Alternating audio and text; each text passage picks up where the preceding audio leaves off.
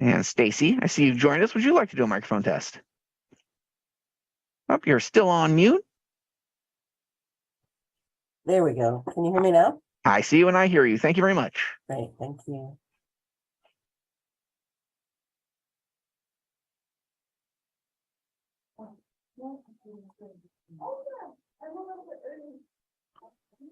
And we are now live broadcasting on the internet. Thank you very much.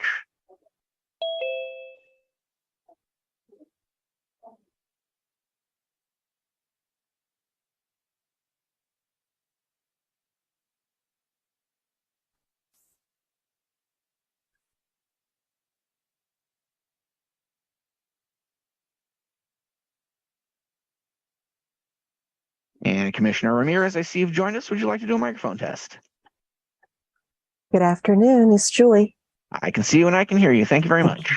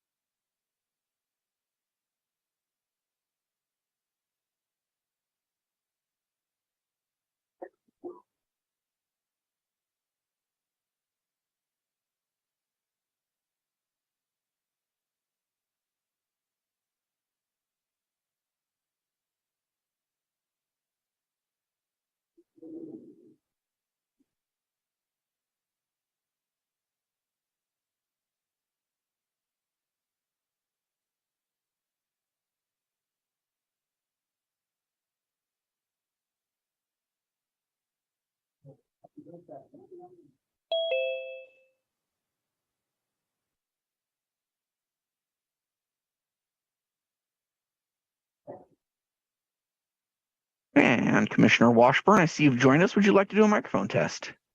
Yes, good afternoon. I can see you and I can hear you. Thank you.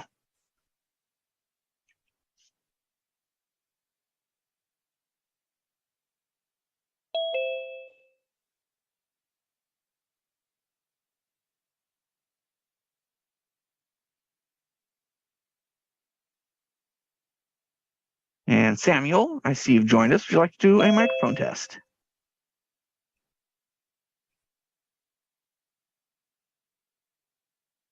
Can you hear me? I can hear you. Thank you very much. Great. Commissioner Garnett, I see you've joined us. Would you like to do a microphone test? I have. Can you hear me?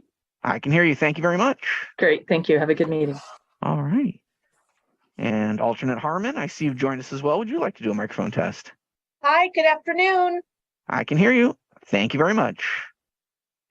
And alternate Watanabe, I see you've joined us as well. Would you like to do a microphone test? Can you hear me now? I can see you and I can hear you. Thank you very much. You're very welcome. And alternate Flores, I see you've joined us as well. Would you like to do a microphone test? Hi, good afternoon, everybody. Hola, Siberia. I can hear you. Thank you very much. Hola, buenas tardes. Hello, everybody.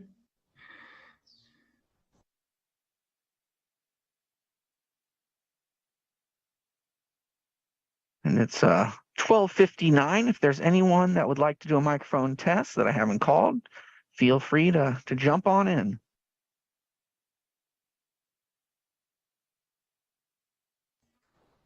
Hello. Can you I can hear hear me? you. Yes, indeed. Thank you very much. Thank you.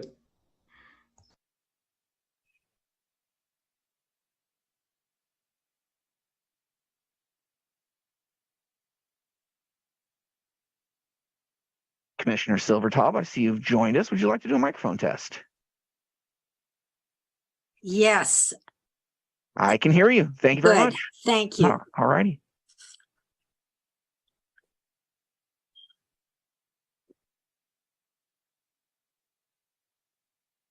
And I know that the meeting time was 1 p.m. I believe we are still waiting for a few members to join. So just hang tight as people come on in, and we'll start shortly thereafter. Thank you very much.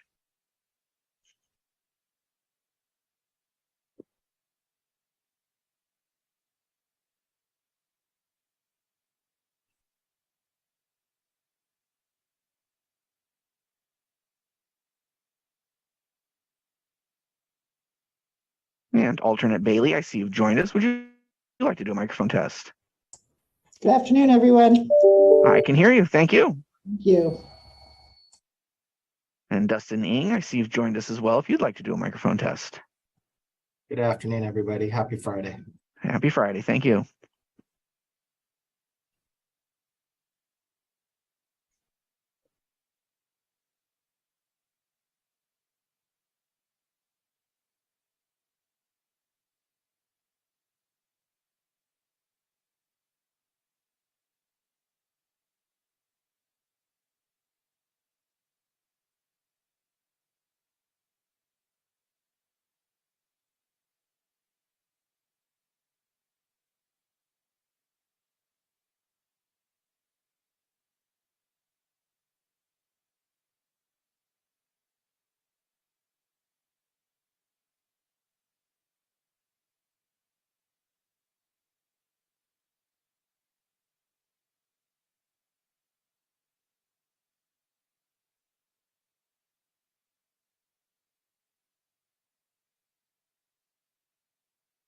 And Carla Collins, I see you joined us as well. Would you like to do a microphone test?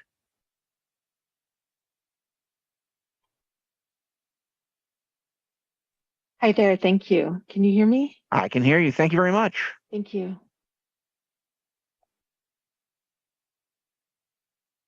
And Roger, I see you've raised your hand.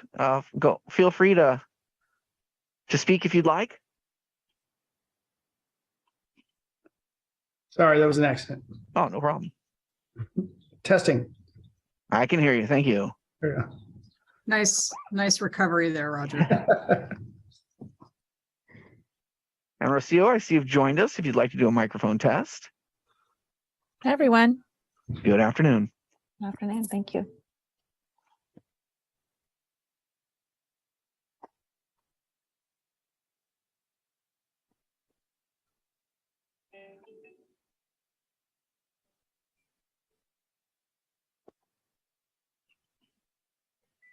Just as a status report, we have 11 members Recording in here. progress. We'll need 14 for quorum, and Chairperson Recording Chavez is on the way. stopped. So just a couple more people. So I would expect a minute or two, and we'll be able to start. Thank you.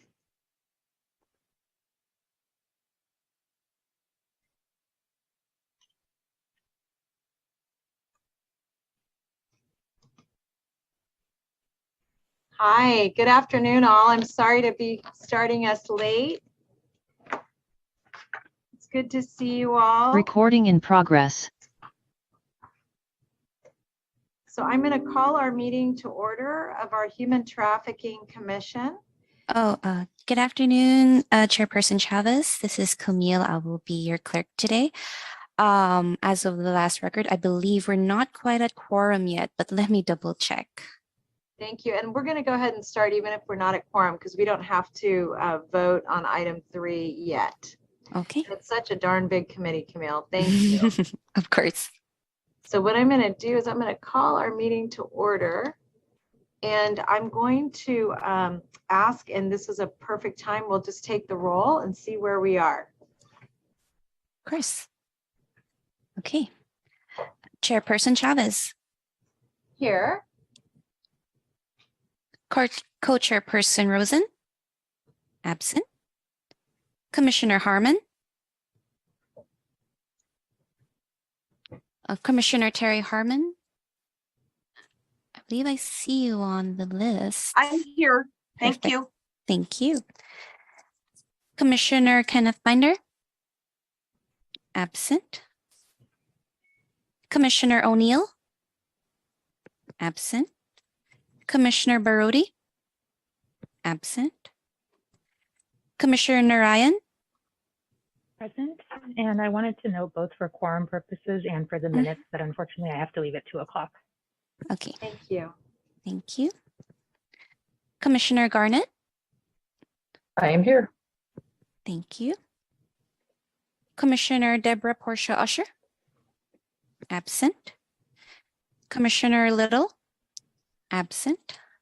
Commissioner Terrell, absent. Commissioner Juarez, absent. Commissioner Ramirez, Present. thank you. Commissioner Oliver, absent. Commissioner Gorey, absent. Commissioner Washburn, Present. thank you. Commissioner Averiet, absent. Commissioner Clark, absent. Commissioner Zahner, absent. Commissioner Manley, absent. Commissioner O'Brien, Hi, Berta Flores, alternate, sitting in for Aaron O'Brien. perfect, thank you. Commissioner Talbot, Silvertoe Ruth, I'm here. Thanks. thank you, Commissioner Tobe. Commissioner Merens, absent. Commissioner Fernandez, absent. Commissioner Seaver, absent. Commissioner Satcher, absent. Commissioner Arenas, absent. Commissioner Perales, absent. Commissioner Collins, I am here. thank you, present. Commissioner Gilmore, Kathy Watanabe here in as alternate for Commissioner Gilmore. thank you. Commissioner Gano, Hi, this is Jay Bailey. I'm sitting in for Carolyn Goodenough. thank you. Commissioner Moreno, I'm here. thank you. Commissioner Faults, absent. Commissioner Perales Dickman, absent. So let me just double check because I believe some other people came in as well. Commissioner Danoa, I see that you just came in. I'm present. Thank you. Great. And then also Dan Little came too. Okay, Present. thank you. Anybody else whose name wasn't called that's jumped on? No? All right. I think that Siberia, was your name called? Yes. Oh, okay, thank you. Sí, Moreno. Thank you. So at current, Chairperson Chavez, we do not quite have a quorum. We're actually one person short, but that's just for your information. All right. Thank you. If we get, when someone pops on, let me know. Okay. Mary? Good afternoon, Chairperson Chavez. I think that we can't actually start any portion of the meeting that's substantive, including public comment, until we have quorum, as we're not officially meeting until we have quorum. So we may just have to pause a few moments, and perhaps if anybody has contact information for folks who are missing and can text them and ask them to join so we can start the meeting, I think that would be wonderful. We can't do a committee of the whole, or there's no way to just get information from folks? No, unfortunately, we're not actually having a meeting until we have quorum. And so getting information from members of the public or from presentations until we actually have quorum, we can't proceed.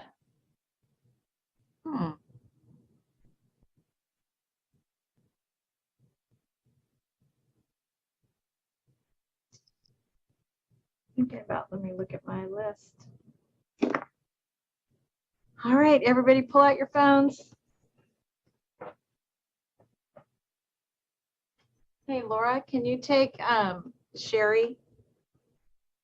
Yes, and I texted Molly as well. Yeah, those were the two I was going to give you. Awesome.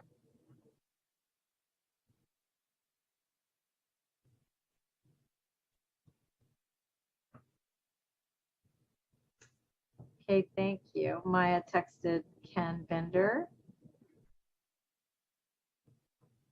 Yeah, this is very much like romper room where I'm going to be looking through. Only it's my phone I'm looking through.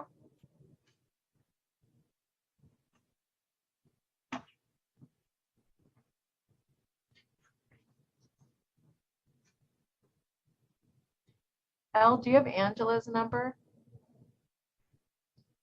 Angela Aviert from Los Altos Police Department. Oh, let me see. Chief Averett. Let me take a look. Oh, yeah, Chief, thank you. I didn't have the title in front of me. I can text her now. Great.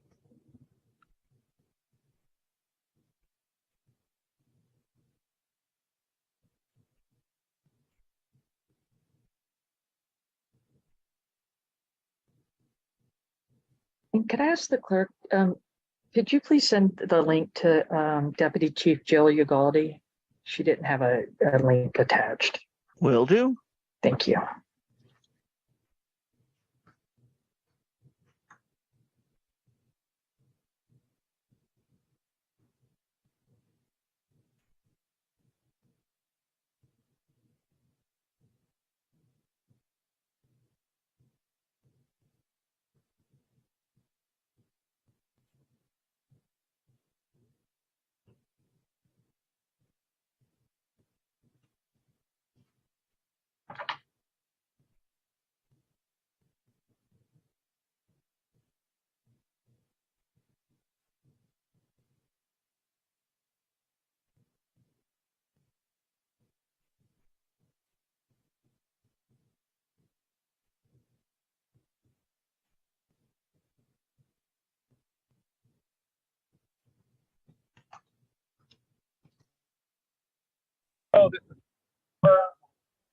Hello, this is Captain Oliver from the CHP. Can you hear me?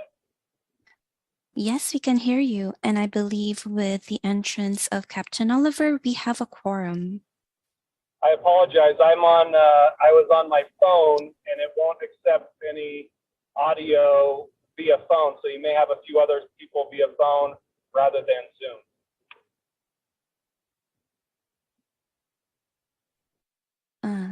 Thank you. Thank you for letting us know.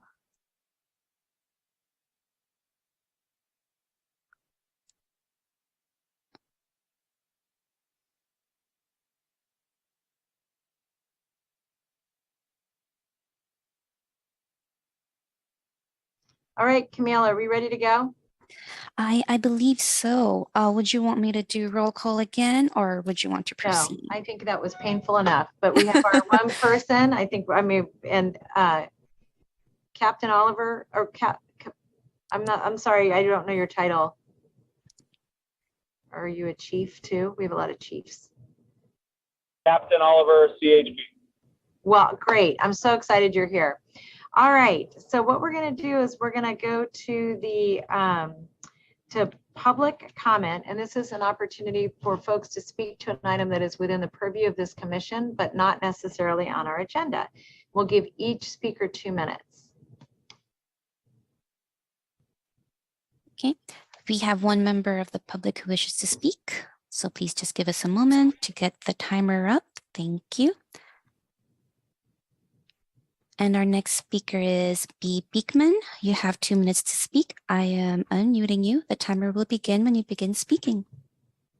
Hi, Blair Beekman here. Congratulations, you made quorum, and happy December to everyone. End of the year, so yeah. I wanted to ask, hopefully this can be within the purview of this item. I hope you guys can be aware of the openness and accountability work with technology that I'm part of, that I think offers some incredibly hopeful things for the future and can be ways to talk to people of victims of human trafficking and such. I think it's a way to kind of, it can be ways to reintroduce them to society and what's hopeful and positive about society that we live in, and what's possible for our future. A lot of times there's not a lot of hope for people. There's a lot of apathy, and these sort of practices just, I think, can make something very clear that there is something that's really possible for our future, and that's here now that we can work on and develop together. And if you just want to apply yourselves, it does something really intense and really cool and really good. And so good luck how to talk to human trafficking victims about this sort of stuff if they need it. It's good counseling help, I think. With 40 seconds, with that in mind, I just wanted to offer that I hope, the work of accountability and openness can be of help to the Santa Clara County Board of Supervisors in what they're going through with choosing the new Board of Operations at this time. I think the future of closed meeting agendas, openness and accountability, a few simple sentences and to describe the closed meeting process can be a good help in the future, I think.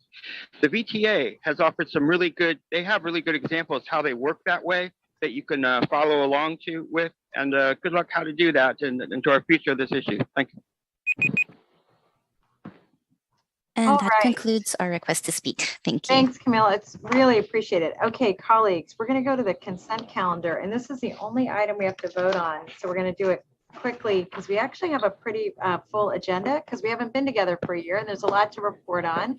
And so with that, we're going to go to our consent calendar, and this is to approve. Item 9 allows us to have the remote meetings, and item 10 is our minutes from our last meeting. So if I could get a motion for the consent calendar. So moved. I'll second that. Thank you. Seconded by Chief Garnett. Was it moved by you, Carla? Yes. Oh, great. And a motion by Ms. Collins. And so I would ask for, see if there's anybody from the public who would like to speak on this item. I see no hands raised. I'm going to close the public hearing, go back for a roll call vote. Okay. Chairperson Chavez? Yes. Commissioner Harmon? Yes. Thank you. Commissioner Binder? Aye. Thank you. Commissioner Narayan? Yes. Commissioner Garnett? Yes. Commissioner Little? Yes. Commissioner Ramirez? Yes. Commissioner Oliver? Yes. Commissioner Washburn? Yes. Commissioner Flores? Yes. Commissioner Taub? Yes. I was on mute, sorry. Thank you. Commissioner Collins? Yes. Commissioner Watanabe? Yes. Commissioner Bailey? Yes.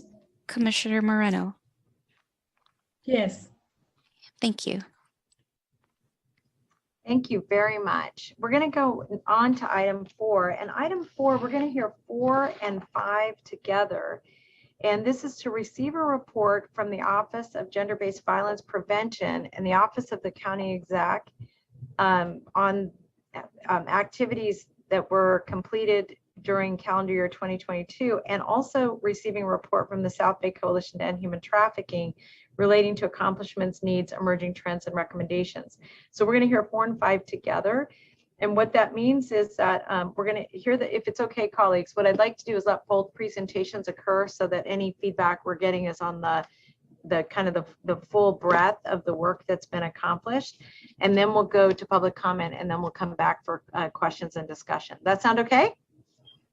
After lunch, everybody's present with me? Okay, there you go. All right, I'm going to turn this over, I think, starting with Carla. You're going to be starting us off? Yes, thank you so much. And that sounds like a great idea. I'm just going to quickly share my screen. And if you can all just confirm you're seeing it. Not yet. Okay, let's see. There we go. Perfect. Oh, good. Okay, so thank you so much, Chair Chavez and fellow commissioners. It's really an honor to be bringing this presentation forward to you all. And let me make sure I can advance. Yes. Okay. And in truth, this is a really brief presentation that will just highlight some of the great work that's happening within and throughout the county. And in fact, I think items 4, 5, and 6, when heard together, will give a much more robust and accurate picture of our comprehensive approach. So Since we met last year, there's just been so much intentional work to address labor and sex trafficking and to focus on the survivors, adults and children of all ages and all genders. This presentation will go just a bit deeper into some of the activity with our youth, and then we'll highlight our recommendations based on the trends and needs we are seeing now and how we plan to address this. So as reported in the past, the county has established a multidisciplinary team called the Transformation Team to address the needs of our at-risk, suspected, and confirmed commercially sexually exploited youth and transitional age youth. So this transformation team is made up of direct service providers in public health, behavioral health, probation, social services, and our community advocates at our rape crisis centers. And I'm going to actually turn it over now to one of the transformation team members, Marie, to share more about the youth that are being served. Good afternoon. My name is Marie Lucio Mogusin, and I'm a social service analyst for the transformation team. So this slide shows the number of referrals from January 2021 through September 2022, which includes both new and known youth to the child welfare system. For October 2022, there were 19 referrals received. That was an increase from 11 from last year. And in addition, in November 2022, we received 20 referrals, which is an increase of 6 from the previous years. As you see, the numbers of referrals are increasing. Next slide. A trend that we're seeing is an increase in youth under the age of 12. In November, we received 2 more referrals. One child was as young as 3 months of age. Most of the children, though, are around 10 or 11 years old. The transformation team was also concerned our numbers were not representing impacted males and LGBTQ youth. And in June 2019, the team invited a male survivor leader to do a 2-day training on males and LGBTQ youth. The audience was DFCS social workers, transformation team members, and community service providers. In 2020, the transformation team began teaching CSEC 101 training, and we began specifically including statistics and videos regarding LGBTQ+ and boys. In 2021, there was an increase in referrals of lesbian, gay, bisexual, queer, non-binary youth, and especially transgender youth. We separate the transgender youth out in our statistics as they are more vulnerable and have a different level of need. In 2022, there was an increase in number of males referred. The last bar is up to the end of October. In November, we had 3 additional male referrals and 1 transgender youth. The rest were females. This past spring, the movie Boys documentary, which addresses boys being trafficked, became available. The transformation team purchased the rights to show the movie for 1 year. In June 2022, the movie and the panel of survivor leaders had presented to DFCS social workers, transformation team members, and community service providers to further educate and bring awareness on the subject. In January 2023, as part of the Human Trafficking Awareness Month, another showing is scheduled for a male survivor leader who will be talking about how to engage males. And he's actually in the movie, and he was trafficked in Alameda and San Francisco County, so he knows our area. Thank you for your time. Thank you. So I'm going to speak a bit about the training strategies that we have. And as you saw in the files, and actually in the files for this item, for item 5 and 6, there is so much training happening, and a lot of the training, and there's a lot of training that needs to happen. So the Office of Gender-Based Violence Prevention has secured a single source contract that should be in place this month to help us on the work that stakeholders have started to really do that accurate assessment of trainings and training gaps, and to develop and implement training for 2023. I do want to turn it over next to Kim so that she can talk about some of our healthcare strategies. Good afternoon, thank you. So with respect to healthcare, we know that 85% of trafficked individuals have contact with healthcare providers in any given year. And we know that up to 60% of those will come through the emergency department. So that puts healthcare systems in a good position to take an expanded anti-trafficking role, in addition to providing illness-related and episodic care for trafficking victims. We may be the first to interact with survivors, and in fact, even through the sexual assault program, we've had a number of trafficked individuals coming in for urgent care and perhaps referral, but they remain a challenge to us as far as getting them into services. because they may just want a single episode of care, that one thing that they need, and then they will leave before we can provide any additional help for them. But we do want to make sure that we offer opportunities to promote physical, mental, and cognitive health, and again, get them connected to services as soon as possible. Next slide. Okay, thank you, Kim. So our recommendations are based on needs and our prioritization of the work that is needed to best support survivors. As mentioned before, we're contracting the support we need to make closing the training gaps a priority for 2023.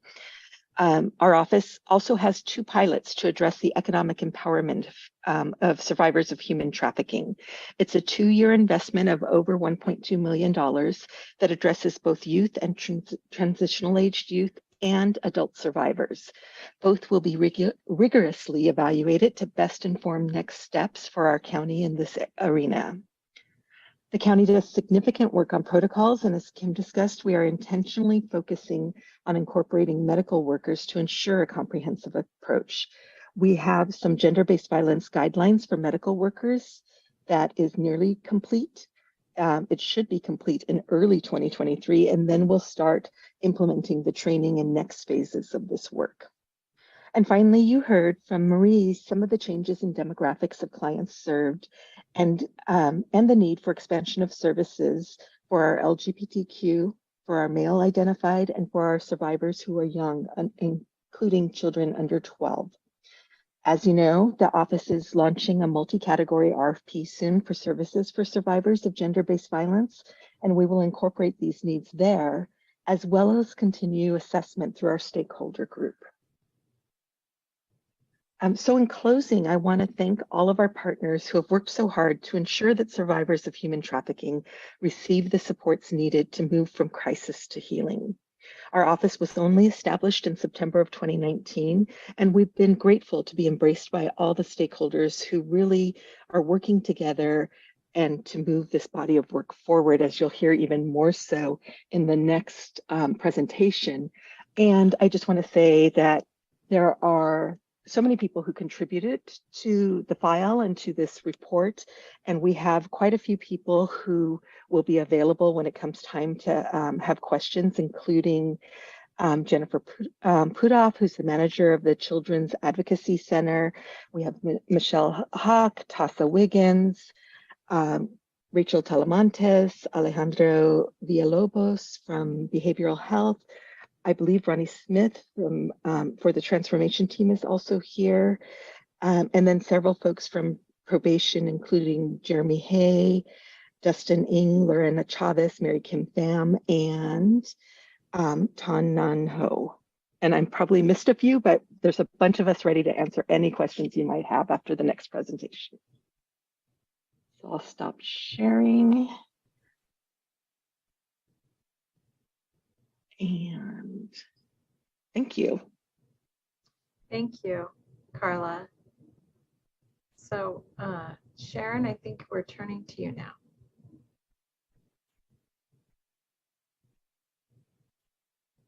Let me unmute myself and full screen mode, and hopefully you guys can all see this.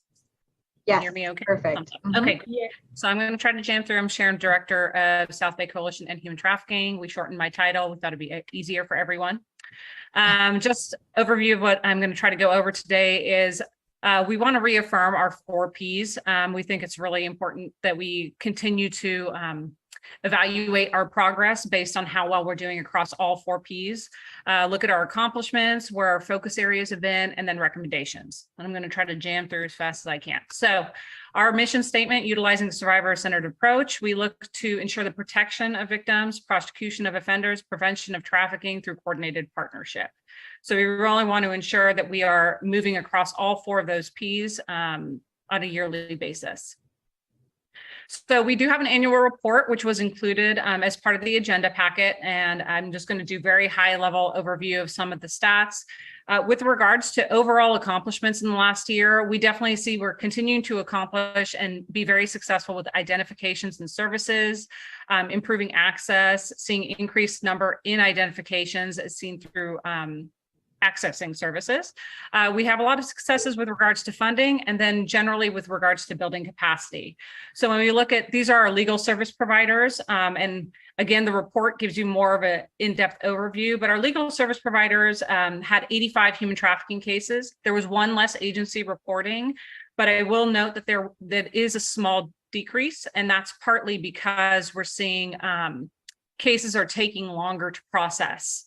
And so there's a number of reasons for that, but you can look at the report to kind of see that. The majority of these cases are labor trafficking cases, and almost all of these clients sought immigration services first. So those are all things to note. 3/4 were over 25 years old, and you can kind of read through those stats, but I'm going to go ahead and jump to the next one. For advocacy services, and our service providers are now going by advocacy service providers, and I'll talk a little bit more about that later. We see an increase in the number of survivors who are provided services, 397 for fiscal year 22. And over 80% of these identified as female, over 80% of clients. 153 were under the age of 18. So this is in marked contrast actually to legal service providers where you had a majority of adults.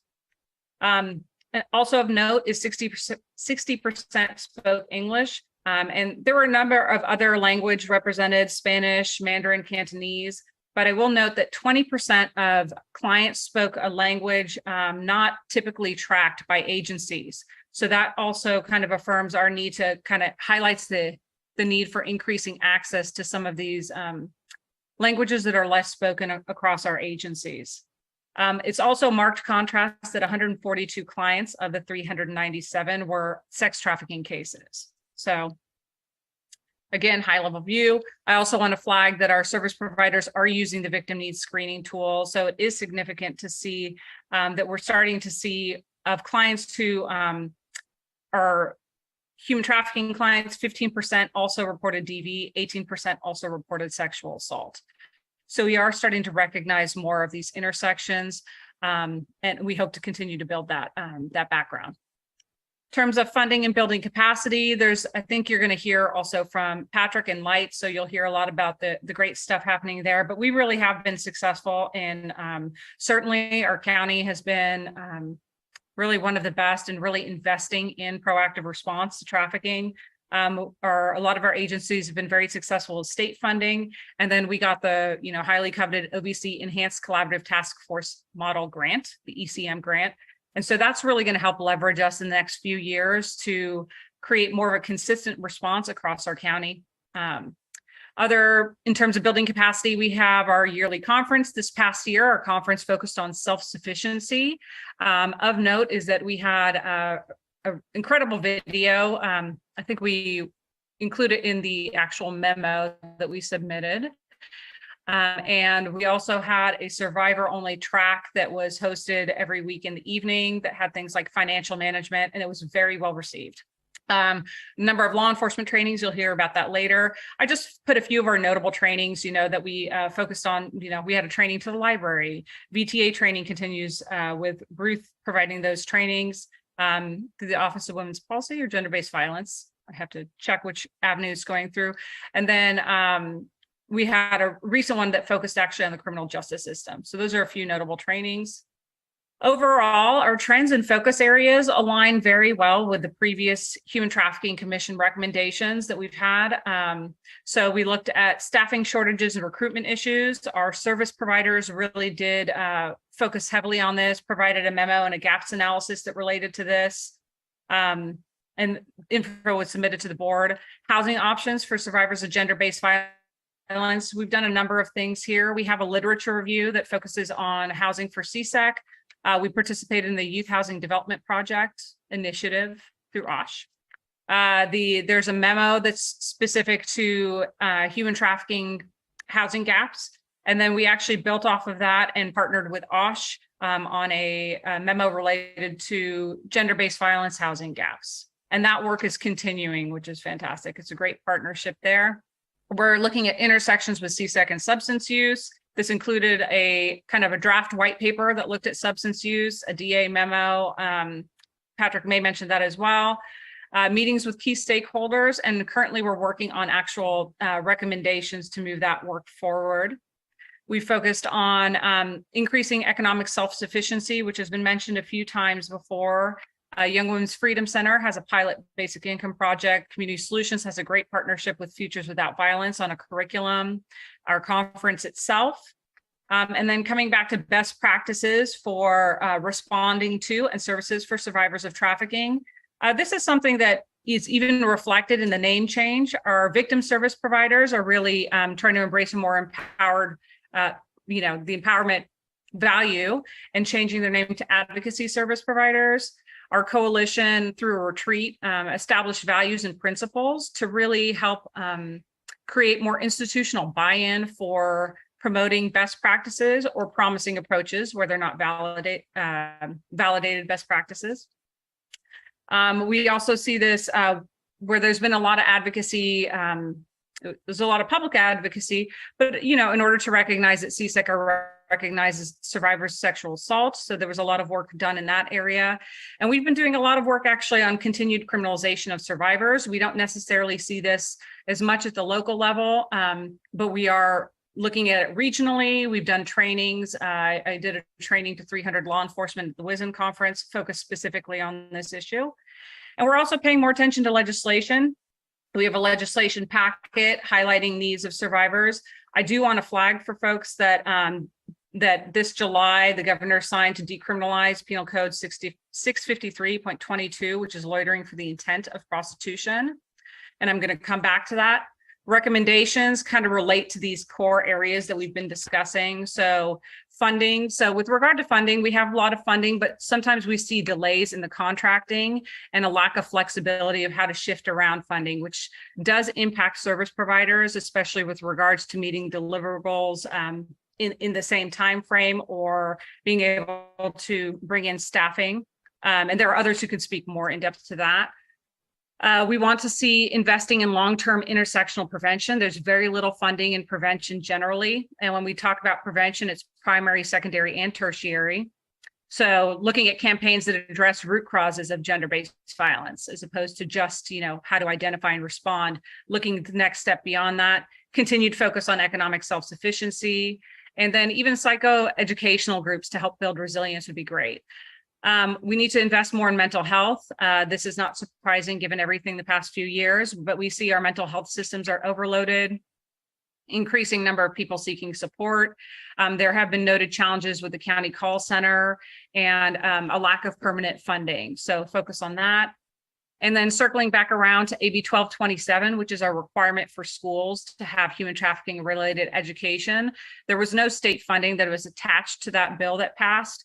And so it'd be great to focus more on this within our county, focus on healthy relationship curriculum, which again has a prevention element.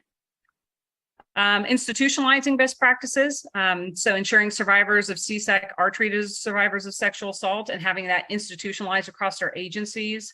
Really institutionalizing a intersectional approach to trafficking. We're seeing a number of agencies already doing this. We're seeing funding already focusing on intersections, which is fantastic, but we want to carry it over. San Jose PD has been working with Community Solutions. They have the intersectional screening tool. The victim needs screening tool is already in existence. So we want to see that scale out. And then adopting harm reduction policies. We're seeing that while service providers have been doing harm reduction for a long time, we're seeing other government agencies are being highly encouraged. I provided a lot of information in the memo with regards to Department of Human Services that also recommend it and have a number of guidances. So there's guidances for DFCS, but it would be great to see harm reduction adopted to some extent across the board because we know that's the most impactful way of providing avenues for healing for survivors. And then increasing our capacity to identify and respond. I think there's already been a number of folks who've spoken about training first responders, healthcare protocols. I'm just going to focus on direct street outreach efforts, and that really relates to the decriminalization of loitering for the intent of prostitution, which is what we're going to see is that there will be fewer avenues to kind of engage with individuals because of this decriminalization. I'm going to bring us to this slide because I want to point out a few things that we're seeing. But our county doesn't have very many robust way or very funded ways of doing direct street outreach. And what we know is that we're already seeing increases across the state of individuals who are selling sex on the street. So we're going to have to really think more creatively about how can we increase outreach so that people have avenues out. These are a lot of data from San Jose PD. Big shout out for them pulling together the data so quickly.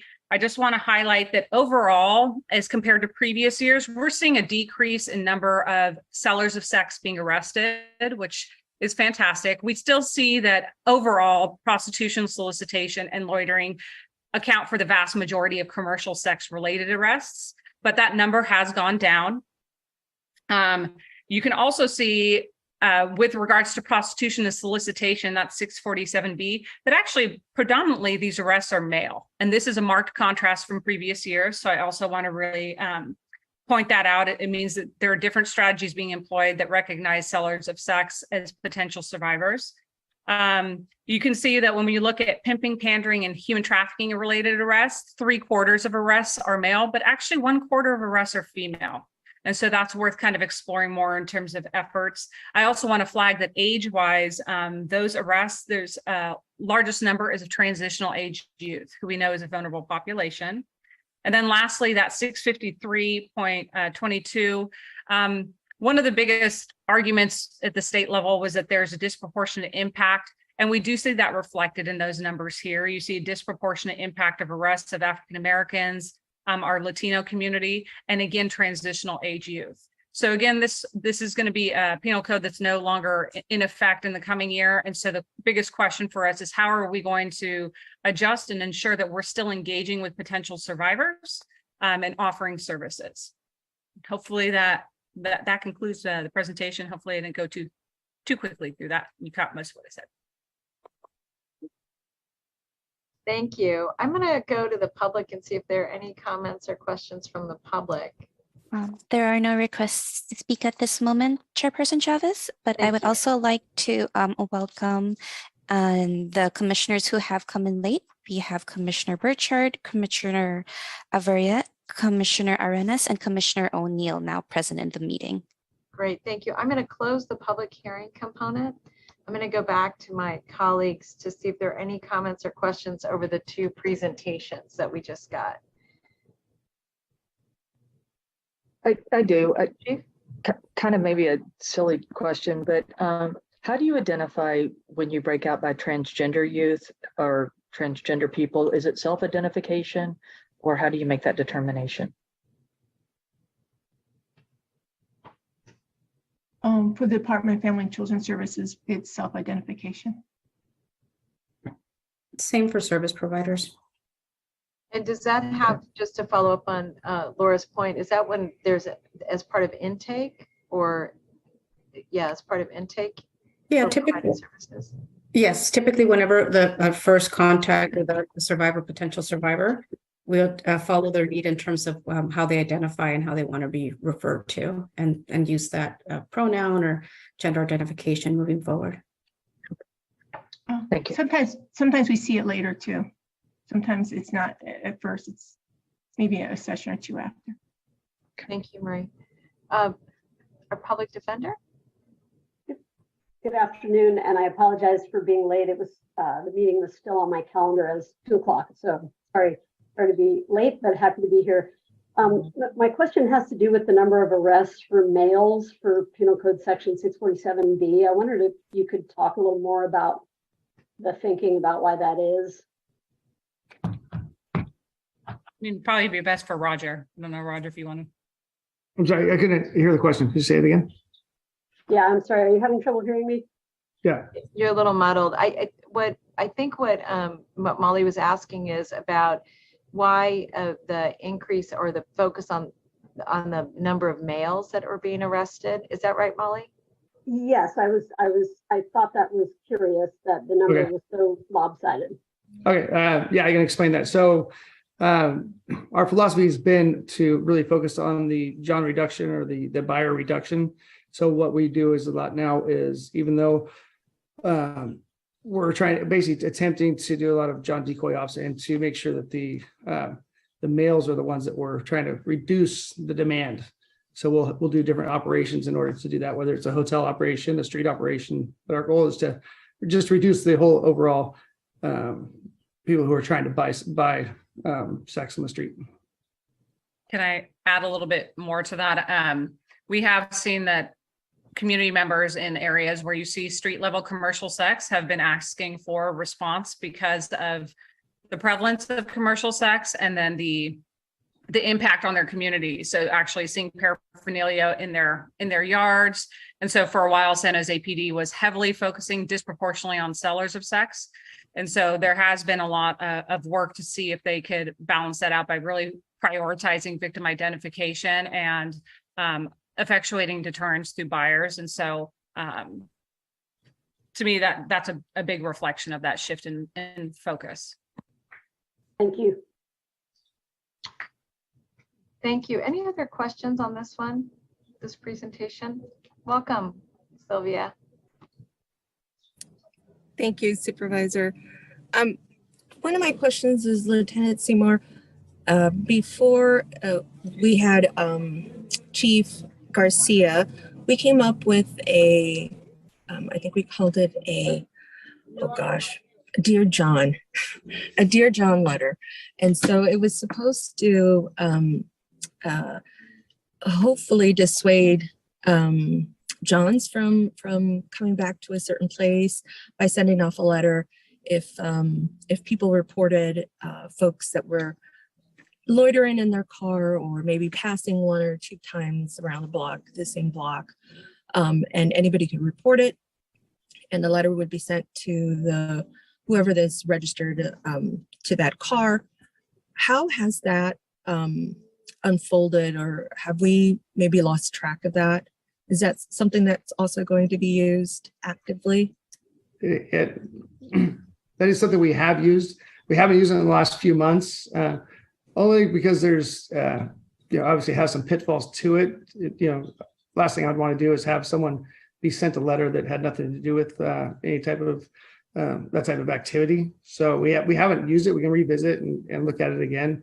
But it's probably been a few months, 6 months maybe, since we've actually sent out any Dear John letters. But probably 9 months ago was probably the last time maybe that I can recall us actually doing it. But it's not a bad idea. It's just we have to be very careful when we do something like that.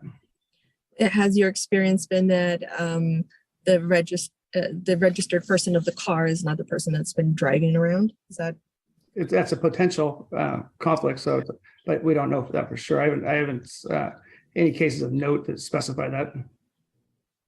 Got it. Well, I don't know if maybe we need to send the letter out, but at least the report of or the sighting of those cars can create more focus on the Johns rather than the other side of this, because I do see that typically there are more arrests for sex workers than there are for Johns. And I'd love to see that, even though it's reduced, and I'm glad it's reduced. I'd love to continue to see that change over time. And I think we need to integrate some active tools that can integrate social media, right? A Dear John letter is, I think, a great idea, but I think it's very old school.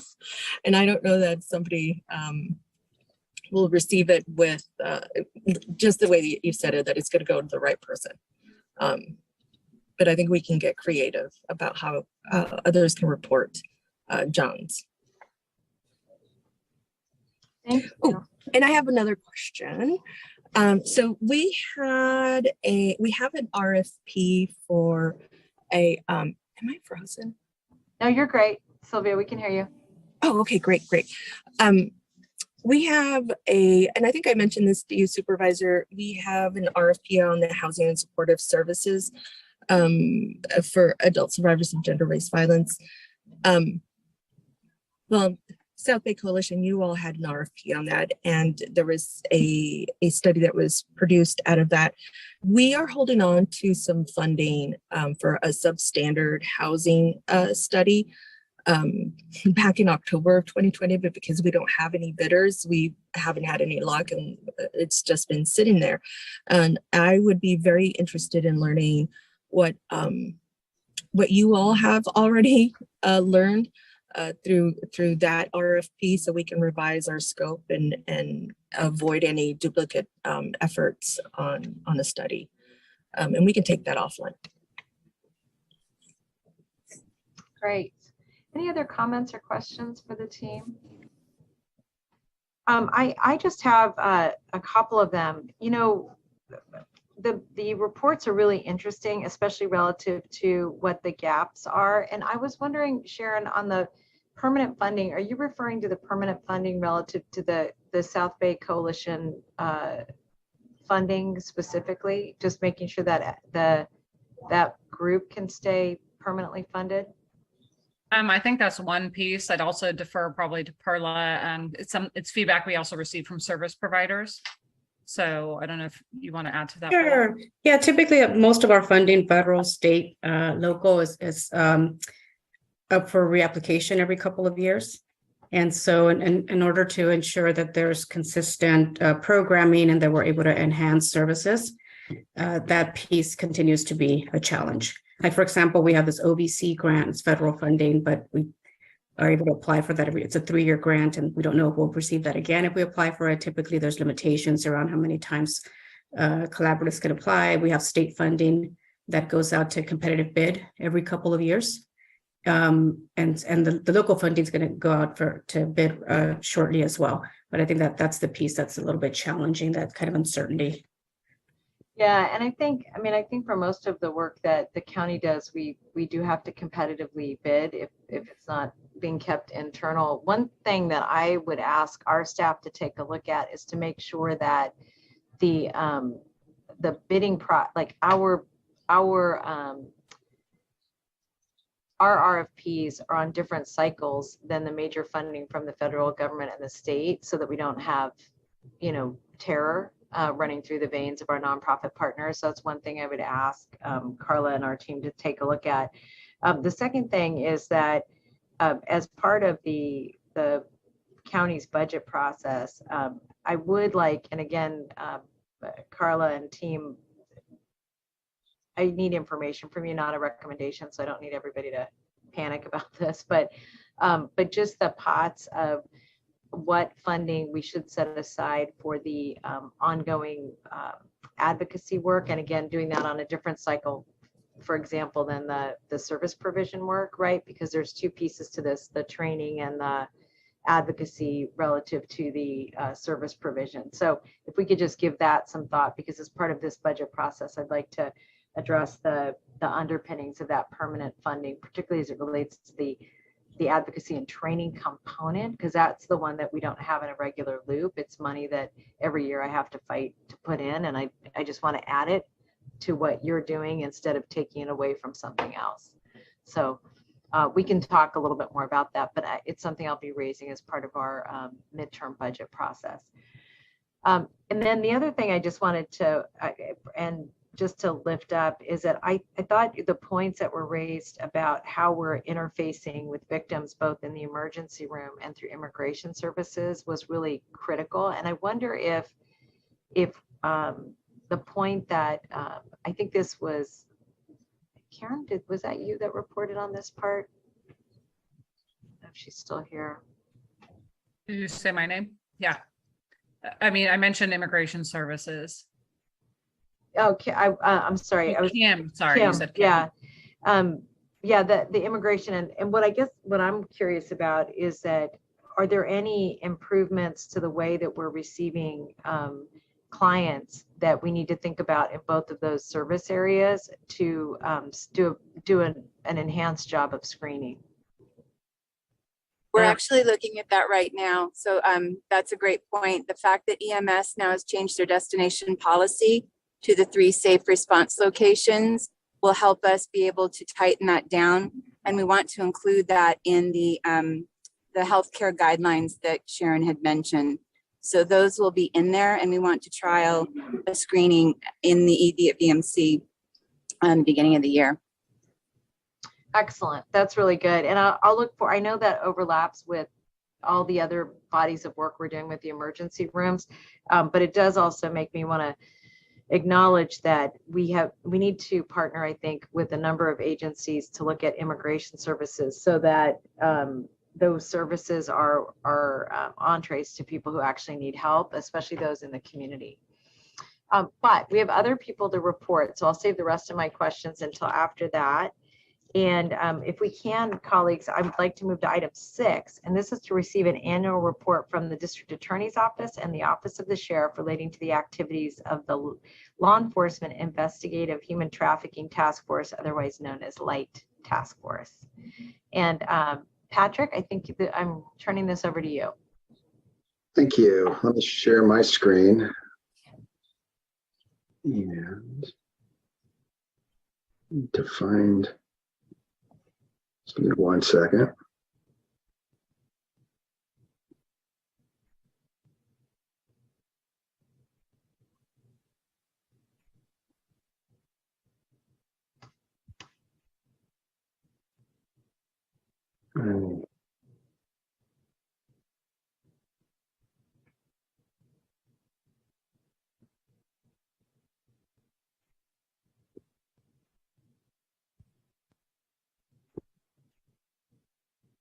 Is this PowerPoint showing up?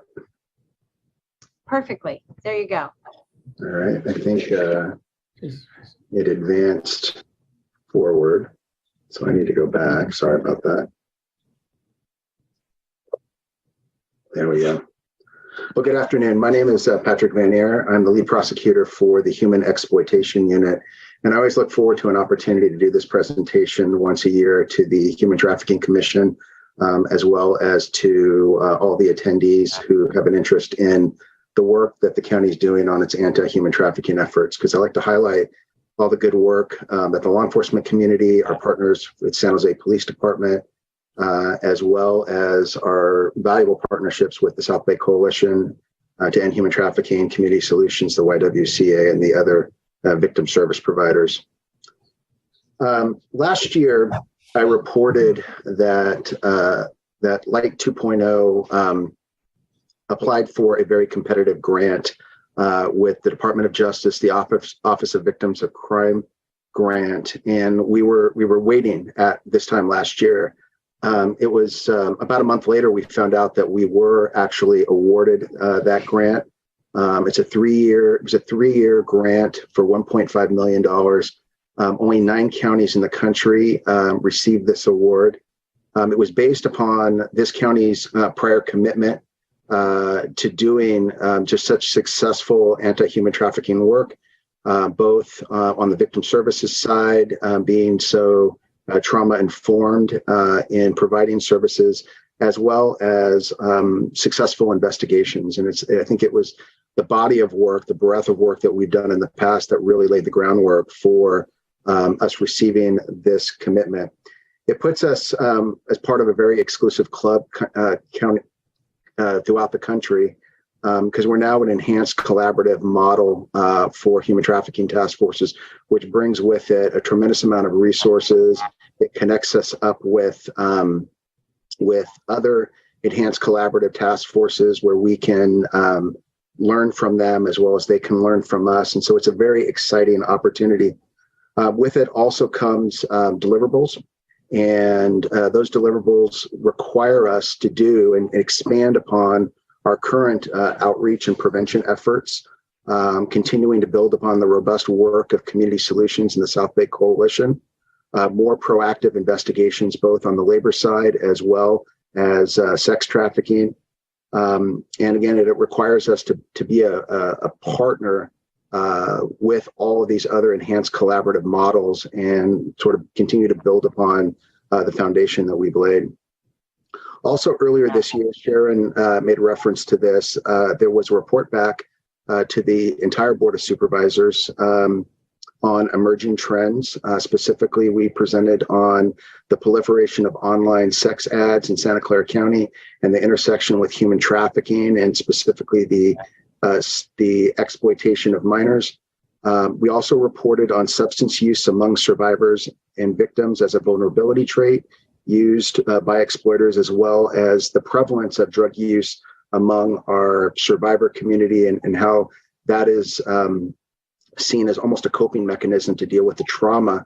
And more work needs to be done in both of these areas. And we have made a commitment to be more engaged on these particular trends so we can better help our survivor community kind of undercut this drug use as a way to prey upon vulnerable populations, as well as be an online presence on these platforms that are used both for advertising as well as exploitation. We really appreciate that the Board of Supervisors supported and supported the recommendations that we made to increase funding for Light 2.0 with staffing. And as I'll talk about in a minute, we are utilizing this additional funding both with the grant as well as from the county to make an investment in this task force and to really build upon our cases. So this is what Light 2.0 looks like right now. We have interagency cooperation with all the agencies referenced in this slide, either through formal MOUs or 18 letters of support. We see this support both at the local level, San Jose Police Department, as well as the Department of Probation are really important partners for us at the local level. At the state level, agencies like California Alcohol Beverage Control has been really important partners. And then at the federal level with FBI, as well as Homeland Security investigations. These agencies just don't bring personnel, but they bring additional resources like subject matter experts, crime analysts, equipment that are used during our proactive investigations, as well as just a whole host of other available resources, such as an overtime fund for the investigators who may have to work nights or weekends, because what we know to be true is that human trafficking is not something that happens between the hours of 8 in the morning and 5 o'clock in the afternoon. It is something that happens during the evenings and weekends, and we have to find funding, and we have secured funding that will help us conduct these types of investigations. So we have 5 MOU partners among the task forces. We also have 18 letters of support. We have specialized personnel. We have 12 human trafficking investigators now with the task force from our various cooperating agencies. That is double from what I reported last year. We have now 2 victim service unit advocates. We acquired a Cal OES grant to now fund another advocate position.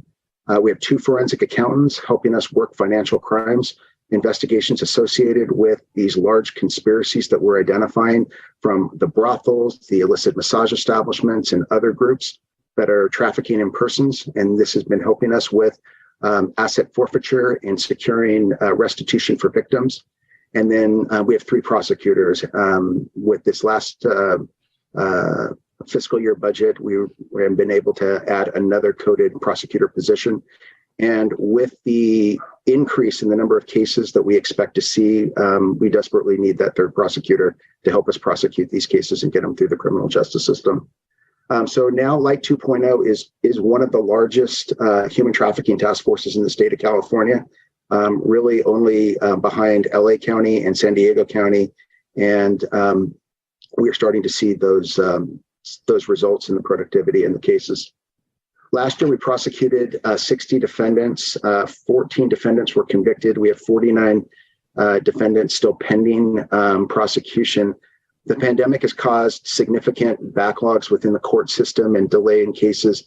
I provided one case example, People versus Talik Ellis, which is an example of how these cases take a while to move through the criminal justice system. And oftentimes, we have multiple settings of evidentiary hearings, as described in the report that I filed, where we had to bring the victim to court on several occasions before we were ultimately able to get it to a place where the victim can testify, and because courtrooms were just not available last year. And so we're working on that.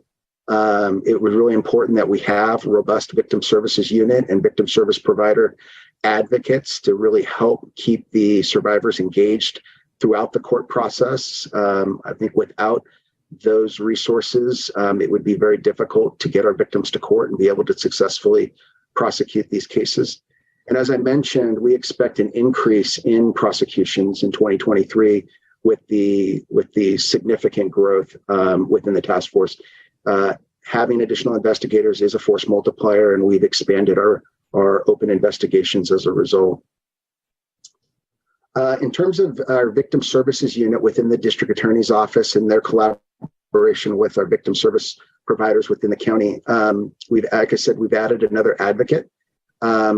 In terms of survivors served within the district attorney's office, we had 65 adult victims and 17 commercially sexually exploited children, with 9 associated victims, typically their family members, that have been provided services from our advocates, and also collaborating with our victim service providers, working kind of in tandem. Our victim service unit advocates provided over 610 direct services to survivors this past year. For example, relocation services, housing assistance, mental health and substance abuse, and so on. And again, it is that kind of scaffolding and support that our survivor community desperately needs, as well as just the emotional support, knowing that someone cares about their cases and is helping them and holding their hand along the way as they have to face their trafficker in court. Also, our victim services unit was collaborating with our workers exploitation working group within the DA's office. The workers exploitation working group was created 2 years ago as part of our insurance fraud unit, bringing together a host of federal and state agencies that deal with cases that intersect labor trafficking, such as the Labor Commission or the Department of Labor or Franchise Tax Board or Department of Industrial Relations. And oftentimes we see the intersection with labor trafficking. Our workers exploitation team, working with our light task force, we're bringing our advocates to operations where they are able to speak with potential victims and talk with them about the types of services they may need as the investigations are unfolding. So we expect to expand upon that in the coming year. Also, our Child Advocacy Center, open for now 2 years, is beginning to really expand its services and its reach with working with our CSEC victims. And we expect to do additional training next year to really help our law enforcement community better understand the types of services that can be offered through our Child Advocacy Center. Now, our Light Task Force is a multifaceted task force. We are trying to weed out and identify human trafficking wherever we might see it within the county. This includes massage establishments, residential brothels, pop-up and unpermitted strip clubs where we've seen and identified trafficking is occurring, and retail businesses. I mentioned, I think in the report that I filed, that in one strip club where Light was conducting an investigation, a commercially sexually exploited children was identified and recovered during an operation. That investigation is pending, but we expect to be reporting on that case next year, and we expect that there will be arrests and prosecutions associated with that investigation. Light Task Force received 42 tips and referrals. Many of those tips came through the National Human Trafficking Hotline, or the Polaris line, but also through other sources as well, local law enforcement agencies passing on tips and referrals, as well as tips coming from outside of the county. Many of these cases were identified sex exploitation or labor trafficking cases. There were 19 investigations opened by the task force from these referrals and tips.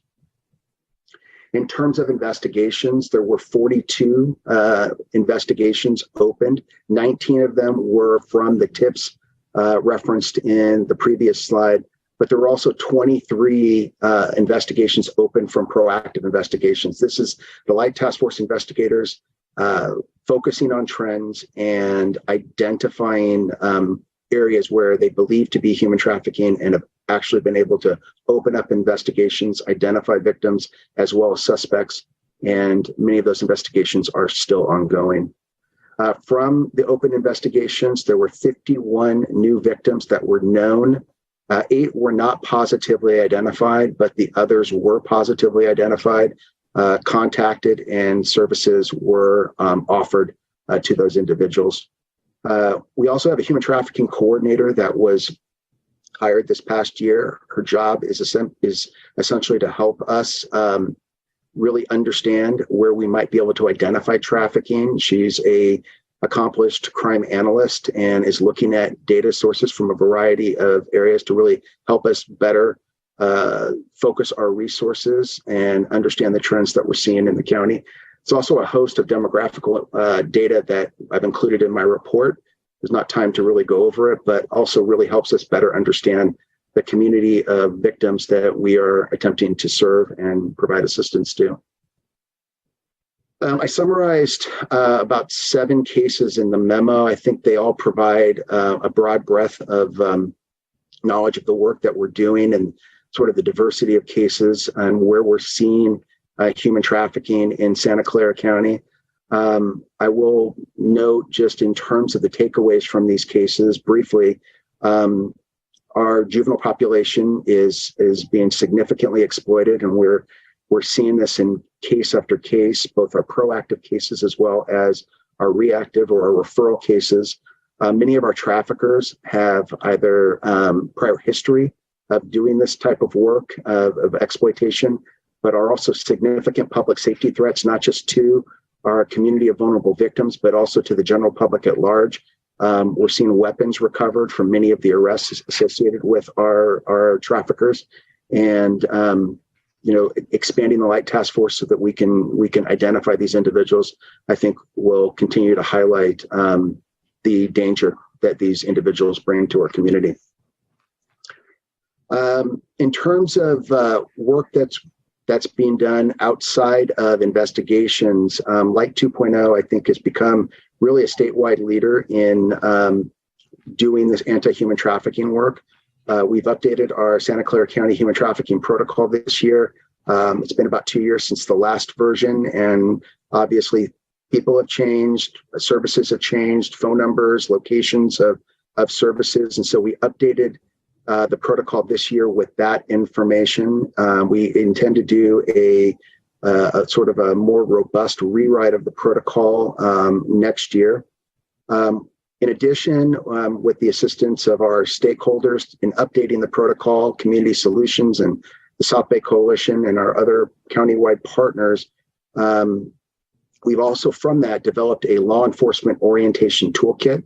As the task force is expanding and as we're doing more outreach with our local law enforcement agencies as they sign on to doing this work, there's a need to introduce law enforcement to all of the resources and training and subject matter experts that they can tap into. And so this law enforcement orientation toolkit was really the idea of Sharon Denoa, and working with her and the South Bay Coalition and Community Solutions. We rolled this out, and we did it through a series of trainings that the Light Task Force prosecutors did throughout the county. We held 3 trainings in September, both for North County, South County, and Central County law enforcement agencies. And we had participation too from 7 counties within Northern California that came in and joined this training. And it was very well received, both the updates to the protocol as well as the law enforcement orientation toolkit. Also this year, we did 14 training presentations on a host of topics that I've listed in this slide, as well as Light prosecutors were the technical coordinators for the statewide California District Attorneys Association Human Trafficking Symposium. And then, as I've already mentioned, earlier this year, we did the presentation to the Board of Supervisors on emerging trends focusing on commercial sex online, as well as substance use among survivors. And this will continue to be a priority for the task force. The investigators will be a continued presence on the virtual platforms, conducting undercover investigations and attempting to identify child victims that are being advertised online, as well as focusing on the networks of illicit massage establishments and residential brothels that we're seeing in the county, in efforts to recover more victims, both labor and sex trafficking, and conduct more training to bring awareness to the issues that we're seeing in these emerging trends. Finally, 2 years ago, there were 4 recommendations that were brought from the meeting of the Human Trafficking Commission back in 2020, items 27 through 30. And just in short, I believe we've made substantial progress on providing trauma-aware and informed approaches to assist survivors, working with our stakeholders within the county. We have added specialized detectives and other subject matter experts, forensic accountants, as well as crime analysts to really help us better understand these issues and investigate these cases. We've added to our prosecution capacity as we see more cases being brought from these investigations. And then through the Workers' Exploitation Working Group, as well as our referral that we're getting from other state and local agencies, I think we're becoming better in terms of our investigations of labor trafficking cases. So I realize the report is very dense. There's a lot of information, and we're just very proud to be able to present the work that the Light Task Force is doing. Again, the investigators that work this task force, they work tirelessly on these cases. They're very passionate about the work, and very proud to have this information presented to the commission. I'm available for questions. Thank you. Patrick, thank you very much. I'm going to first go to the public and let's see if there are any hands raised for any comments on this item. There are no requests to speak, Madam Chair. Thanks. Seeing no requests to speak, I'm going to close the public hearing and come back to my colleagues to see if there are any comments or questions from my colleagues. And Patrick, if I could ask you to give me the room back. Yeah, I'm trying. I'm working on that. There you go. No pressure. I totally get it. Any comments or questions from my colleagues? Patrick, just wanted to say thank you for the incredible work and how, for the just taking this all so seriously and playing a leadership role. It really has fundamentally expanded the ability to fight human trafficking in a very real way. So thank you very, very much. I only had one question, and that is, a few years ago, I know, maybe, gosh, may have been maybe 5 or 6 years ago, that we enhanced the crime lab, I believe, in the area of online search. I don't know if we added, I just remember there was some budget ad that I was particularly interested in as it related to looking for crimes against children online. And I wonder if we have the resources we need to address human trafficking, labor trafficking, sex trafficking, all of it, and whether or not we need to do more to address it from an online perspective. Well, I'm not aware of any recommendations or reports that were done a few years ago. I can say that the San Jose Police Department, their ICAC unit does an incredible job in weeding out child predators. The Light Task Force is actually working with San Jose to use a similar model as it relates to identifying those that are specifically attempting to exploit CSEC victims. And I would love to get into more case studies with the commission, but there was one case that was recently completed just this week where we did identify such a child predator. That when I say we, I mean the Light Task Force identified a child predator that was looking to recruit someone online. And we'll continue to use these kind of traditional investigative techniques, as well as try to evolve these techniques in other directions. But certainly one of our priorities is to address the proliferation of the online exploitation that we're seeing on these platforms. Yeah, and one thing I might recommend is that at the end, I was going to recommend this anyway, but there are some areas I think we need to do some deeper follow-up and not wait the year to do that. This is actually one I'd like to jump on right away. So thank you. I would be very interested in certainly doing this work and with you and talking about it more and how we can expand. Appreciate it. And thanks to all of our law enforcement team for a lot of things, the cultural changes, really, it's been an incredible transition over the last number of years from where we started. So thank you all very, very much. All right, with that, we're going to go on to our next item. And this is item 7, and we're going to receive a report from VTA relating to the Human Trafficking Awareness Campaign. And I am turning this over to Stacy. Great. Hi, thank you so much. My name is Stacy Hendler-Ross. I'm the Public Information Officer for the Valley Transportation Authority. And I'm sorry, I don't have a PowerPoint, so you're going to have to look at my face for a couple of minutes while I do this presentation. Wanted to let you know that, and I appreciate the Commission for allowing me to address you today. Starting in January, VTA is going to have a more prominent messaging campaign throughout our system to increase community awareness regarding human trafficking, particularly on public transit. Also next year, VTA employees will receive additional training in recognizing the signs and how to respond. The Federal Transit Administration has given us a grant to enhance our work to identify and report human trafficking. Unfortunately, we got this grant about 2 or 3 years ago, and then COVID happened, and then the tragedy at our Guadalupe Light Rail facility happened, and this work in particular associated with the grant got put on hold. But we are excited that we're starting it back again now. So we are in the process of creating a public messaging campaign to include our light rail stations, our bus shelters, our entire transit system, with posters and wraps on buses and light rail trains, social media, our VTA website, and news media coverage. We're also promoting our VTA emergency app, which newly includes the specific option for people to report suspected human trafficking on our system. We'll be doing enhanced training for all VTA employees on the signs of human trafficking and what to do.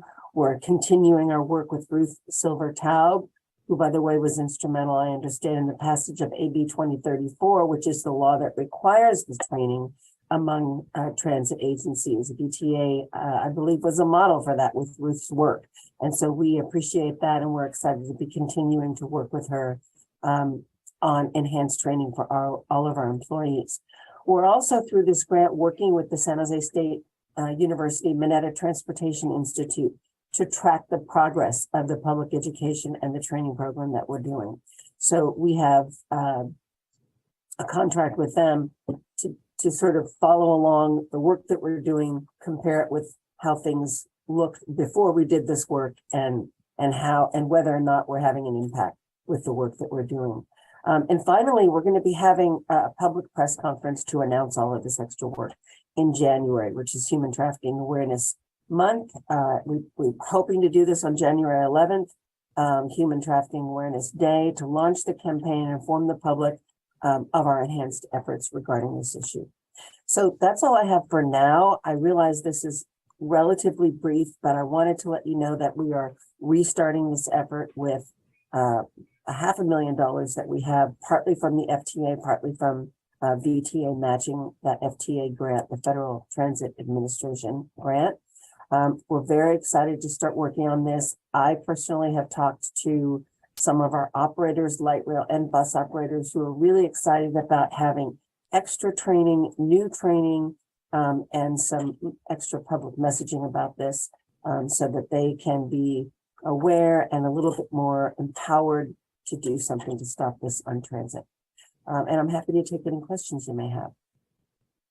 Thank you. Let me first go to the public and see if there are anybody from the public who would like to speak on this item. There are no requests to speak. I'm going to close the public hearing and move over to my colleagues and see if there are any comments or questions for Ms. Stacy. Kathy. Let me unmute myself. Thank you, Chair.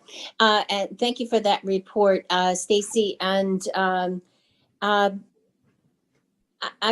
wondering, as you start this effort, knowing that like the World Cup, thinking about the World Cup happening right now and how it's going to be in our backyard here in about 4 years' time, not quite. Are any efforts like being made in advance to look at using, this grant to start, focusing on, the World Cup coming in about 4 years and putting things in place. And because I think the task force was used like with the Super Bowl in that regard. So just wondering if any efforts are being put in place right now as a result. Thank you. Yeah, So- perhaps I can, Stacy, let me jump in on that just Okay. because it's from a task force perspective, and then I'll go right to you. From a task force perspective, Kathy, what you raise is a really good point. And one of the questions that I'm going to ask for a small working group to convene in between our next meeting to take a look at what kind of work plans we want to think about. Because I think you're right, Kathy, that gave us an opportunity to launch, because you were one of our first board members, as I recall, which I really appreciated Santa Clara stepping up. And so I think that's a part of a longer term work plan that I think we need to be able to use a working group instead of just the commission in its formal structure right now to take a look at things just like that. And it's interesting you raised that, because in addition to the World Cup, there are other issues and other opportunities that I see ahead of us that are sooner that I'd like to see if we can pull together and respond to. Stacy, I'm sorry, I didn't mean to cut you off there. Oh, no problem at all. I'm really glad that you brought that up also, Kathy, because we did some specific work during our planning for the Super Bowl, because we were made aware that those kinds of large events are prime opportunities for perpetrators, and particularly because our public transit goes directly to Levi Stadium. So we did some extra messaging, and we made our operators aware, and our security team was working with all of our operators and our employees around that time as well. We're just working on what our specific plans are going to be for this grant, for the work that we're going to do with this grant. So I can't say, specifically, yes, we're directing this for the World Cup, but absolutely, when that time comes around, we're going to be ready for it, and we'll have this enhanced training, and we'll have this extra public education that we're doing. And this is something that's going to continue. I mean, the life of the grant, I think, is 3 years. But these are things that we're going to build into our agency and continue to do on a regular basis for our employees and for our public education. Thank you so much, Stacy. All right, I see no other questions for Stacy, so I'm going to go on to item 8, and this is to receive a federal and state legislative updates. And I don't know if Clara is with us, but I do think Celeste Walker is with us. I am. Thank you so much. Welcome. Nice to see everybody. So my name is Celeste Walker. I am listed as the chief of staff, but I'm actually the district director here in Assemblymember Clara's district. I'm formerly of the district director for Senator Jim Bell, and fairly new to this team. So excited to be on this afternoon with all of y'all. The assembly member shares his regrets that he can't be here today. He got caught up in another meeting. So I will be providing a very brief summary of what has gone on in the last year at the state level, and a little bit of historical context.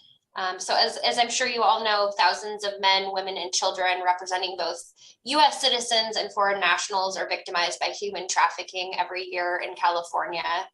The National Human Trafficking Resource Center has consistently ranked California at the top of hotline calls. And in fact, in 2017 alone, they received close to 4,000 calls from California for a total of over 1,300 reported human trafficking cases. California is particularly vulnerable to human trafficking because of the large runaway and homeless youth population, our proximity to international borders, and the number of ports and airports, and of course, our large immigrant population as well. We're gearing up for the new session. The assembly member is going to be sworn into our new district on Monday. So don't really know what's coming in terms of legislation and budget. But as I'm sure most of you know, he's the labor chair. So I want to hit on a couple of the historical points. Stacy mentioned AB 2034. He's very proud to have authored the Human Trafficking Awareness Training for Transit Workers. So this is the bill that requires transit employees in bus, train, and light rail operations to undergo human trafficking awareness training. So really exciting to hear about that taking effect. He also authored AB 3059 in 2019. This is the Human Trafficking Victim Advocate Bill. While this was held in the Public Safety Committee, this was a bill that would have established the right of a victim of human trafficking to have an advocate or support person present at an interview by law enforcement. And then more recently, in this last session, Assemblymember Clara was a co-author on AB 1820, which is the Division of Labor Standards Enforcement Labor Trafficking Unit.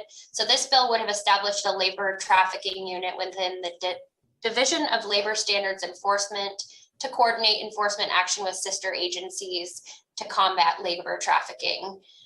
This bill was unfortunately vetoed, and the governor stated that the California Civil Rights Department would be the more appropriate entity to carry this.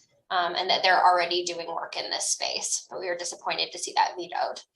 Also this year, AB 2553, the Human Trafficking Act, the California Multidisciplinary Alliance to Stop Trafficking, or California MAST. This bill would have established the California MAST, an associated task force for the purposes of reviewing models to protect victims, mapping progress on the prevention and prosecution of human trafficking, and providing recommendation to address issues such as forced criminality in human trafficking. So Assemblymember Clara was a joint author, but unfortunately this bill was held in suspense in a Senate Appropriations Committee.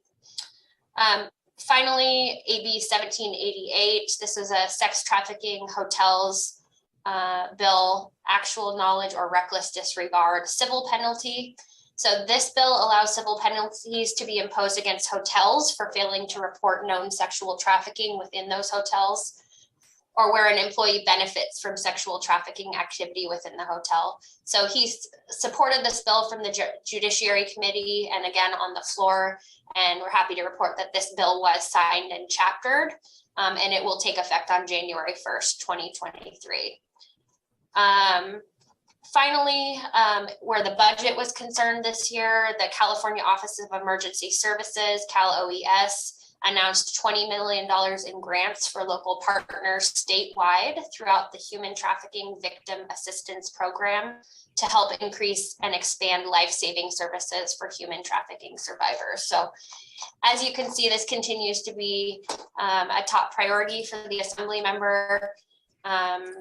I know he's proud to be doing this work, and I see we have a meeting with the California Coalition for Worker Power next week. So this is something we're looking at as we go into the new legislative session.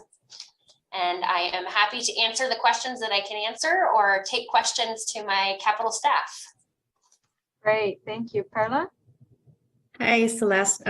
So Community Solutions is one of the sponsors of the Right to a Human Trafficking Advocate Bill. And really excited to hear that there's still, it sounds like there's still some enthusiasm to move this bill forward. So we'll be following up with you and hopefully we can. Good, yes, please do. And then I'm wondering, because for the Cal OES state funding for victim services, that's not ongoing funding. It's kind of year by year or grant cycle by grant cycle. Is there any conversations around advocacy to make that permanent source of funding for human trafficking services? That's a good question. I will talk to our ledge director about that and share what I find out with you. Okay, thank you. Perla, I like that you always go exactly where we need to go. Where is the money? Awesome. All right. Any other questions for Celeste? Seeing none, I'm going to go on to see if I wanted to thank Congresswoman Eshoo. They submitted her office submitted a letter with all of her updates, which is in your packet. And I want to see if there's anybody else from the federal or state teams that want to weigh in right now. I don't see any. Hi, Chairperson. This is Sydney Pond from the Office of Congresswoman Eshoo. Welcome. Hi, thank you so much for having me today. Congresswoman Eshoo did submit a letter, but I just wanted to reiterate what was written in there and also send her greetings. She's in DC with votes, so she couldn't be here today, but I'm happy to reiterate what was written in the letter and take any questions back to our DC staff. So in July of this year, Congresswoman Eshoo and the House passed HR 6552, the Frederick Douglass Trafficking Victims Prevention and Protection Reauthorization Act, which reauthorizes and enhances federal programs to combat human trafficking. It provides more than $1.1 billion for human trafficking prevention efforts over the next 5 years, establishes new teams of forced labor investigators within the DOJ and Homeland Security, and creates new funds to provide housing assistance for victims of trafficking. The House also voted to pass HR 7181, the Human Trafficking Prevention Act. It's a bipartisan legislation that strengthens the efforts to combat human trafficking domestically by requiring the National Human Trafficking Hotline to be posted in the restrooms of all U.S. airplanes, airports, trains, train stations, buses, and bus stations. And both both of these bills are, they require further action in the Senate, but Congresswoman Eshoo is doing everything she can to push these along. In addition, there have been a couple of spending bills that have been introduced for the 2023 fiscal year. The Department of State Foreign Operations and Related Programs Appropriation Act of 2023 provides $112.2 million to combat human trafficking abroad, which is an increase of $5.8 million.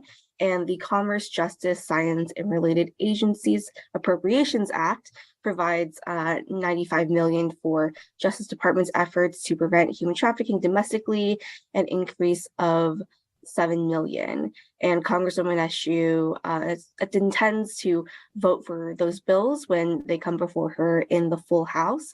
So there have been a few bills that have been introduced or passed in the House and are, awaiting the Senate. So trying to do everything she can in this Congress, but these will likely need to be introduced in the next one if the Senate does not pass these. So a very brief update.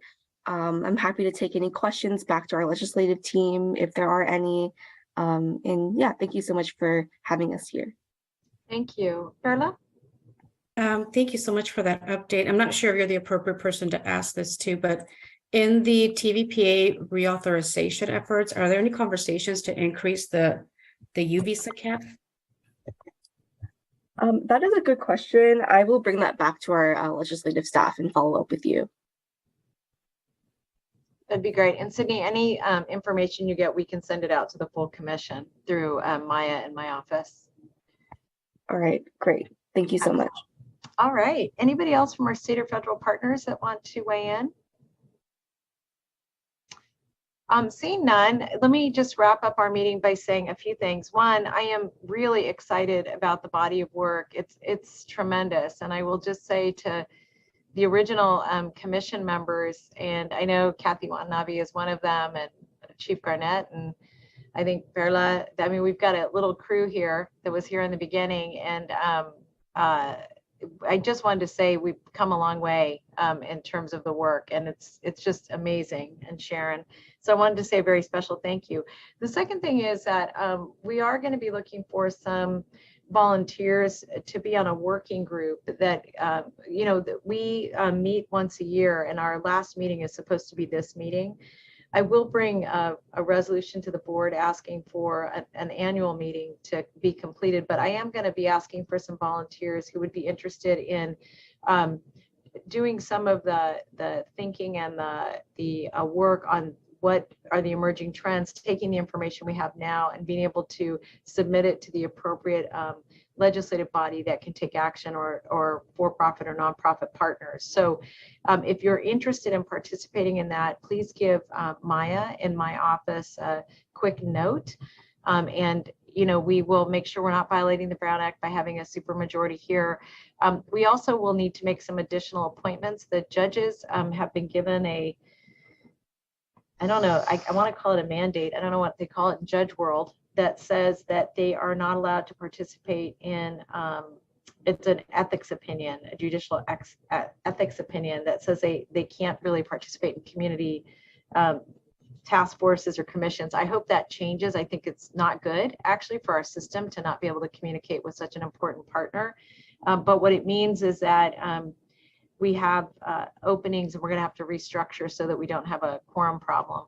But we will, again, I'd like to just recommend again that we keep this one time a year, and then we'll use the working group in between. If folks have stronger or different opinions, let me give you some time to think about that, and just, again, shoot us a note, and we will take that into consideration.